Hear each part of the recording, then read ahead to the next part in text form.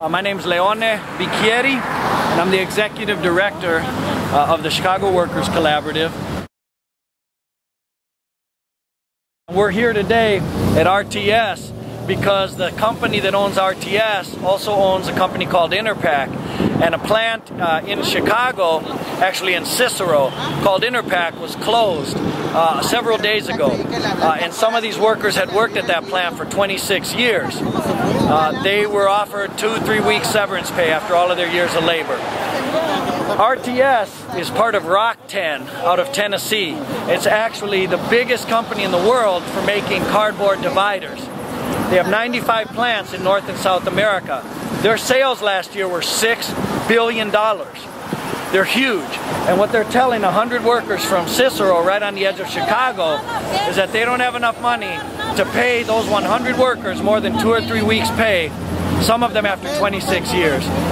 So we at the Chicago Workers Collaborative have been organizing them, supporting them to do protests last week, this week, and we'll do others to help expose how much money a group of companies made off these workers and are still making, and that they won't even give them a just severance pay. They're already bringing temporary labor agencies here. They're pretty soon probably going to have temp labor at this plant too, and all these people are going to be kicked out with just a couple weeks pay. Trabajé 20 años y ahí nomás de repente la compañía se vendió y pues nomás nos echaron a la calle y no nos dieron más de 3 semanas. I worked there for 20 years at the Interpack company, and after 20 years of work, suddenly we were told that we weren't needed anymore, and we were offered a few weeks of pay as our severance. De esa compañía chiquita surgieron 3 compañías más. Entonces pues es justo que nos den algo justo. I think it's just. We need to have something much more just in a couple of weeks, because when I started it was just one little company, and then it grew into several more companies, several more factories. So I think they have enough money to pay us a better severance pay.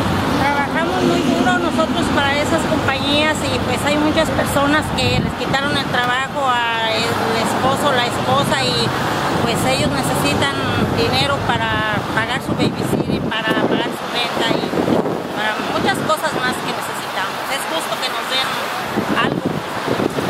Many of us lost our jobs. That's why we're here protesting. We're supporting the other workers here at this plant as well. We all have a lot of, we're going to look for work now. We need money to pay babysitters to watch our kids while we go look for work. What they gave us was simply unjust. Las condiciones. Sí. Era difícil. Sí, había accidentes. It was very difficult. There were some accidents. Siguen. Estuvimos trabajando con máquinas que estaban ya en términos deplorables. Muchas de las veces Y era mucho riesgo para nosotros aquí trabajar. A lot of times when we were working, the conditions were very dangerous. It was very risky. We were working with old, decrepit machinery. A lot of times we would complain, but our complaints were rarely taken very seriously, but the conditions were very dangerous. Teníamos que andar corriendo para sacar las órdenes, para quedar bien con los clientes, y miren cómo nos pagaron. And you look how little we were paid, and a lot of the time the management was pushing us to work faster all the time for such a low. Mucha gente accidentes ahí. There were a lot of people that had accidents there at Interpack. Y también 3 años de no aumento de nada. And for 3 years there was no increase in the pay, not at all, not even one raise for the last 3 years. And she was saying, I was only a couple years from retiring, and that's why I believe I was let go, because they didn't want me to get there and have my retirement, so they fired me before I could get it. Pues últimamente mucha presión de que si llegas tarde te quito 15 minutos, de que si llegas tarde te voy a dar un punto y te voy a correr, que si no te gusta, pues que hay 5 puertas, te puedes ir. You know, in the last weeks that we were working before we were let go, there was a lot of pressure. We were pushed to work faster and faster.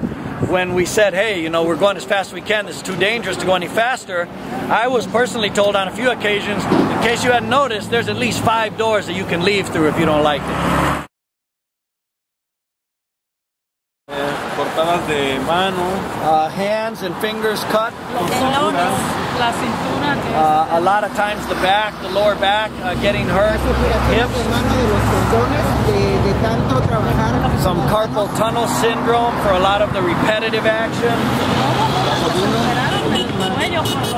La columna vertebral cuando cargamos. The back, we've seen a lot of back injuries. One woman had an operation on her upper spine for a bunch of the work-related accidents she had. And they didn't offer any medical. I believe that many of it happened because the machinery was very old and in deplorable condition. It didn't work correctly. There was one machine that was held together by tape.